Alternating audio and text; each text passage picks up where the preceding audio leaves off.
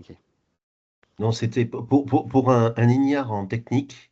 J'ai j'ai enfin pu comprendre à peu près comment fonctionne et relier surtout des mots qui sont très nébuleux, puisque même si on parle symboliquement de neurones ou de tokens, là on comprend en tout cas le processus tel que l'ensemble outillage procède. Enfin, je suis d'ailleurs très intéressé pour pouvoir faire des présentations aussi simples que celle-là à pas mal de gens, y compris dans mon entreprise. Alors, c'était très bien. Quand tu parlais des milliards de paramètres, donc moi j'ai noté effectivement l'accélération est impressionnante, mais c'est aussi lié à l'accélération de la puissance technologique donc de nombre d'opérations par seconde. On passe de 1,5 à 175, du 2 à 3, puis super à 500. Tu as une idée sur ChatGPT 5?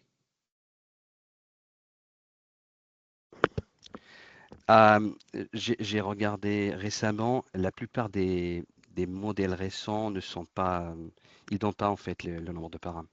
Je ne sais pas pour quelle raison, mais c'est pas public. Parce que là, ça doit Alors, être un. Oui, Daniel. non, il y a une polémique d'actualité là cette semaine. Ils n'arrêtent pas de parler des LLM pour faire ses courses et que la grande distribution a une trouille énorme de l'IA parce que on peut demander à ChatGPT des baskets, l'endroit où on peut trouver les baskets qui nous vont bien et au meilleur prix, Les moins etc. chers. Et moins cher. Et en fait, contrairement à ce qu'on fait sur les sites, avec Google, on va sur le site du marchand. Là, c'est ChatGPT qui va vous livrer directement les baskets, quoi. Et là, il y a un stress énorme cette semaine. Ils en ont tous parlé dans la grande distribution. Je sais pas, quel est votre avis là-dessus? Ouais, c'est la tendance de fond, hein, en fait, ce qu'on appelle le GEO, ça remplace le SEO, mais effectivement, ChatGPT se met en frontal maintenant, parce qu'il te connaît, et il peut te faire la meilleure prédiction, ce qu'on a vu, hein, la probabilité on vient de voir, il te donne la meilleure probabilité pour toi, et du coup, il contextualise, il te donne certainement le meilleur produit pour toi, et donc il est en capacité de te prédire, de te préconiser, de t'influer, quoi, sur tes choix. Voilà, et en plus, il le formule super bien. C'est-à-dire, les arguments commerciaux, il a tout. Enfin, il a tout pour être une bonne interface pour faire ton marché, ouais, clairement. Donc, c'est la fin de Google? Oui. Google se défend, hein. Google a mis devant son search, il met aussi l'IA générative. Donc, Google forcément se défend. Il est encore majoritaire, largement majoritaire, mais il va utiliser à peu près le même système. Il y va progressivement parce que son business model, je pense, il est basé sur le search aujourd'hui. Et il peut pas tout démonter d'un coup. Je pense qu'il est en train de migrer.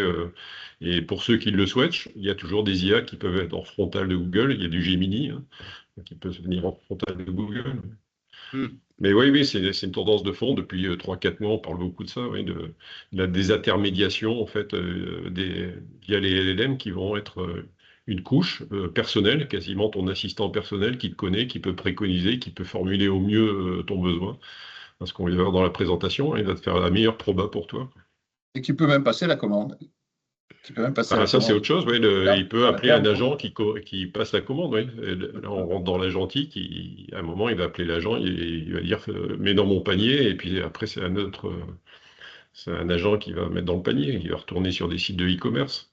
Il va prendre une API, je pense qu'il va l'appeler. Enfin, je pense que c'est déjà câblé pour Il est certains connecté, systèmes, ouais. hein. Moi, j'ai pas d'exemple en tête, mais il y en a déjà qui font Il est ça, je pense. connecté aux États-Unis avec Shopify, mais pas encore en effet en Europe.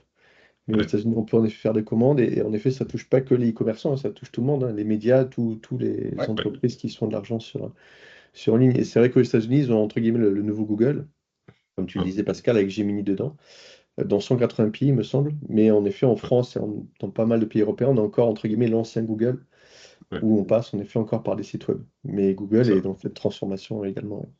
Les agences de voyage, Oui, c'est tout vraiment le comme ouais. business, en fait, tout le business va être des intermédiaires, voilà, clairement, hein.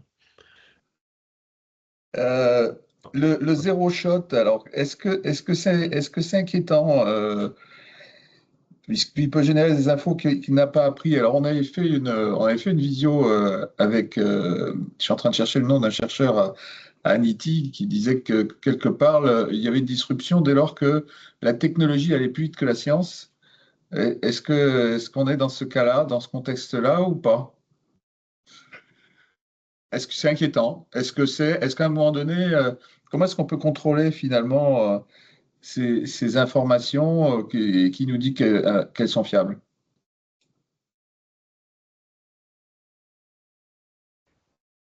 Oui, Luc, c'est un sujet d'actualité. Franchement, ça reste complexe. Euh, on le voit juste avec les hallucinations. Euh, je n'ai pas vraiment de réponse toute prête parce que c'est un sujet sur lequel beaucoup de gens travaillent aujourd'hui. Euh, comment veiller qu'il y ait un alignement, comment veiller qu'il n'y a pas de dérapage de l'IA aujourd'hui, ça reste un sujet que je pense que personne aujourd'hui n'a vraiment la réponse. D'ailleurs, concernant juste l'hallucination, il commence un petit peu à creuser. Il y a des réponses, on ne sait pas si c'est définitif ou pas, mais des réponses. Ils disent que le modèle n'a pas été bien entraîné, c'est-à-dire il a été entraîné de sorte qu'il optimise euh, des réponses, c'est-à-dire quand il ne sait pas, bah, il dit il tente, parce que quand il tente, peut-être qu'il ne va pas se tromper, et de cette manière, il augmente la probabilité de réponse. Voilà. C'est comme un QCM, et peut-être durant l'entraînement, ils n'ont pas pénalisé les réponses, je dirais, fausses, juste pour qu'il a cette probabilité qui est élevée. Donc, c'est des choses. Il y a beaucoup de papiers qui sortent quasiment chaque jour sur ce sujet, mais ça reste, ça reste, je dirais, c'est pas définitif. Ouais.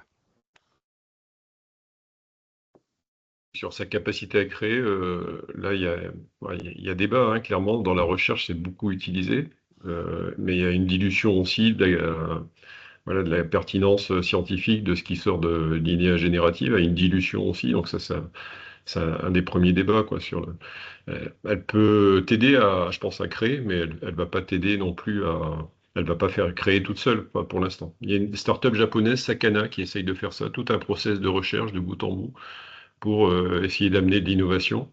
Ils ont même publié un papier il y a 6 mois, un an à peu près, qui était retenu dans une conférence, donc qui était d'un bon niveau. Voilà, après ils l'ont retiré, etc. Ils ont mis leur attention, donc il y a des capacités. Après, il y a eu de l'humain dedans, hein. Il y a forcément de l'humain, déjà dans son entraînement, mais surtout après dans son utilisation. Donc, nous, chez Côté Recherche, on est enfin, c'est un outil. Par contre, il faut rester absolument. Moi, je reviens sur du papier. J'ai 3 feuilles de papier sur ce que j'étais en train de faire. J'ai tout remis sur papier parce que j'ai besoin de rééclaircir, de retravailler. Et ça, l'IA générative peut pas le faire du tout. Ouais. Cette étape-là, elle peut pas le. Et j'ai besoin d'échanger avec mes collègues, j'ai besoin de tout ça. Et là, il y a une part d'humain dans la création, dans la recherche qui n'est pas faisable avec une IA aujourd'hui.